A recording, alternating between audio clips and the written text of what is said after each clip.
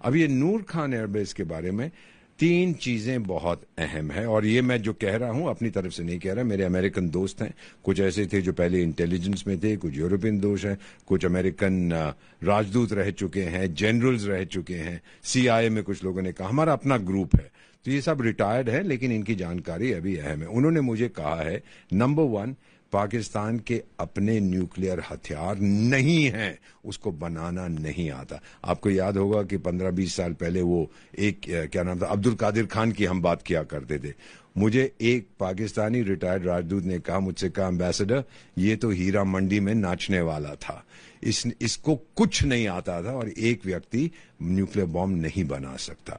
लेकिन हमने इसको आगे कर दिया क्योंकि उस समय अमेरिकियों ने हमें दिए थे अपने न्यूक्लियर हथियार अपने पास, यानी पाकिस्तान में रखने के लिए, ताकि अगर रूस कुछ पंगा ले तो फिर हम उसका मुकाबला कर सकते थे। सोवियत संघ टूट चुका था तब तक 1991 में। तो ये पूरा एक उन्होंने ढकोचा बना दिया था ये दुनिया को ब्लफ करने के लिए। और ये जो नूर खान एयरबेस में जो सामग्री पड़ी थी और जो वहां पे न्यूक्लियर इक्विपमेंट पड़ा था, न्यूक्लियर रिएक्टर रखा था, उसके बारे में अभी बताता हूं। ये सब रखा हुआ था अमेरिकन कंट्रोल के अंदर। कुछ चाइनीज डिप्लोमेट्स भी हैं जो अपना देश छोड़ के चले गए हैं। पाकिस्तानी तो सारे भाग जाते हैं, राजदूत जितने होते हैं, जनरल होते हैं, वो अमेरिका में चले जाते हैं, यूरोप में चले जाते हैं। वो भारत की तरह नहीं है, हम सब अपनी जन्मभूमि में लौट के आते हैं। ये तो माँ है हमारी भारत। तो उन्होंने मुझे ये बताया है, चाइनीज ने, कि चाइनीज को वहां जाने नहीं दिया जाता था। और 1-2 बार ऐसा हुआ है कि जो चाइनीज विजिटर्स आए थे बाहर से, उन्होंने उनको ले गए थे, एक आधे जनरल को आंखों पे एक तरह से पट्टी बांध के, और अमेरिकन को भी ले गए थे, भाई ये देखिए, आउट आउट आउट।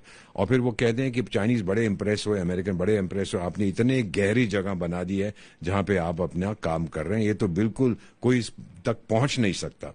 हमने क्या किया था, और ये मैं पूरी अथॉरिटी के साथ कह रहा हूं, जो इसका एयर कंडीशनिंग का डक्ट होता है जिसमें से हवा ये लोग अंदर खींचते हैं या बाहर फेंकते हैं, उसके थ्रू, जिसके शायद साइज 1 मीटर बाय 1 मीटर से भी कम होगा, 2 फुट बाय 2 फुट होगा, उसके थ्रू हमने ये अपनी एक मिसाइल भेजी, अंदर जाके फट गई।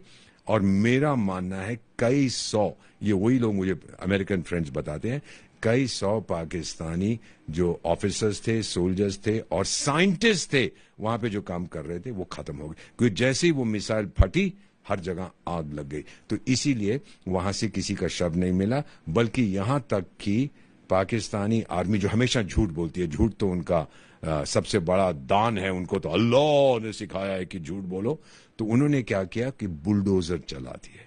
एक सवाल मैं पूछूंगा सर इंटरवीन करते हुए, जी। कि ये एक बहुत बड़ा चौंकाने वाला खुलासा है कि पाकिस्तान ने वहां पर न्यूक्लियर एसेट्स छुपा के रखे थे और भारतीय मिसाइल ने बेहद सटीक निशाना लगाया और उसमें तबाही बर्बादी जो पाकिस्तान को हुई है वो अब भी छुपाने में जुटा हुआ है। वो छुपाने में इसलिए जुटा हुआ है कि वो बताना नहीं चाहता। वो अमेरिकन जो वहां पे लोग थे उस बेस में, कुछ अमेरिकन एसेट्स भी, मेरा मानना नहीं है कि कुछ अमेरिकन सिपाही भी वहां थे, नहीं तो तहलका मच जाता।